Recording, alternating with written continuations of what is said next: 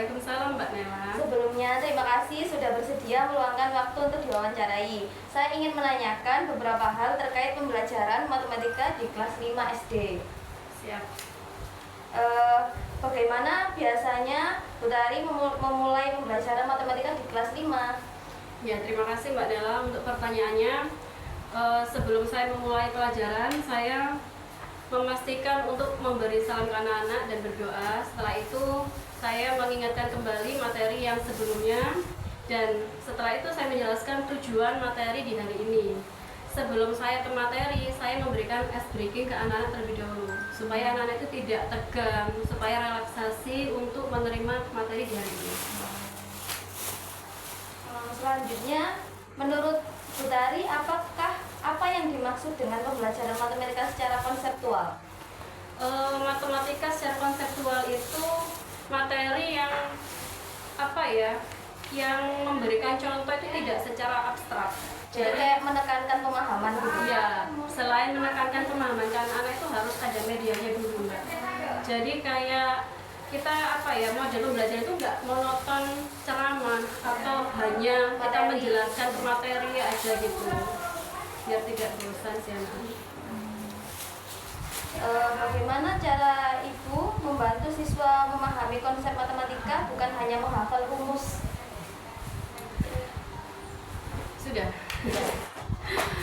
Saya menekankan ke anak-anak itu bahwa matematika itu tidak seperti momok yang ditakuti anak-anak, sehingga secara matematika itu kan yang anak takutkan gitu loh Mbak Nela. Ya. Dan itu berat Kayak gini, kayak menghafal gitu ya. Kayak menghafal terus. Kalau saya mengajarkan ke anak-anak itu tidak hanya menghafal, tapi mengingat dan memahami kayak gitu. Kalau menghafal aja mungkin sekarang hafal, besok udah lupa kayak gitu Mbak.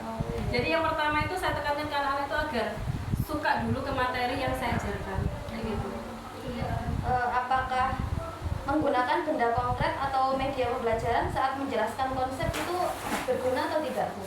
Berguna sekali itu sangat membantu. Soalnya anak-anak kan sekarang kalau hanya di LKS aja itu anak-anak kayak kurang menarik gitu Mbak. Jadi kita harus pandai-pandai berkreatif ya. Seorang guru kan sekarang kayak gitu ya. Pastinya anaknya mikir ya itu aja, gak ada gambarannya gitu.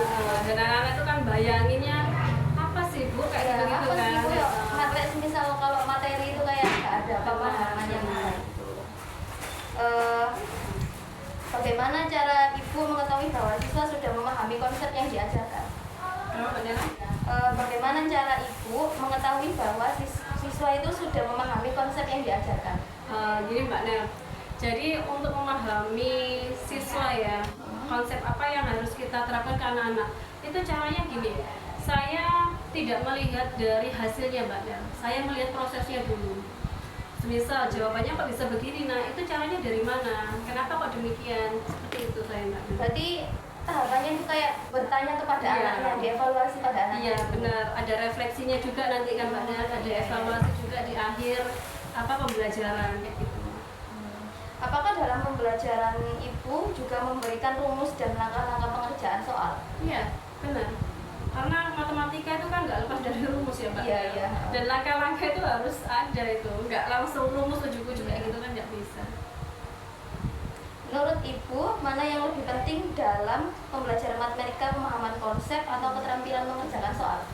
Kalau saya itu memahami konsep ya Mbak Nel. Terus untuk keterampilan soal itu kan tergantung dari guru ya, seorang moderator kayak gitu kan. Orang yang mengajarkan. Iya, itu untuk kreasinya anak-anak supaya anak itu kok bisa. Maka itu kan banyak cara ya Mbak Nel. Jadi anak-anak itu bisa mengembangkan sendiri. Seperti itu. Kendala apa yang biasanya dihadapi saat mengajar matematika secara konseptual? Kendalanya apa ya? Studi kasus. Kendalanya itu Mbak Nel, pertama ya, kita harus membawa anak-anak itu ke suasana yang tenang, terus anak itu nyaman kayak gitu kan. Nyaman pada pelajarannya juga. Sama materi yang mau saya ajarkan, seperti itu Mbak Nel, sebelum saya menyiapkan ke medianya. Bagaimana cara Ibu menilai pemahaman siswa dalam pembelajaran matematika tersebut? Saya menilainya itu yaitu tadi Mbak Nel, dari anak-anak proses mengerjakan itu ya, itu kan nggak harus hasil yang saya nilai Mbak Nel, prosesnya dulu kayak gitu kan. Anak itu bisa paham ketika anak itu tahu prosesnya pengerjaannya itu seperti apa kayak gitu. Kalau hanya kita menilai dari hasil, anak kan bisa lihat dari temennya, mencontek atau apa kayak gitu. Baik, untuk terima kasih atas waktu dan penjelasannya. Informasi ini sangat penting untuk membantu dari prodi kami, dan terima kasih untuk membantu tugas observasi saya. Sama-sama Mbak Nela, dengan senang hati. Dadah. Assalamualaikum. Waalaikumsalam.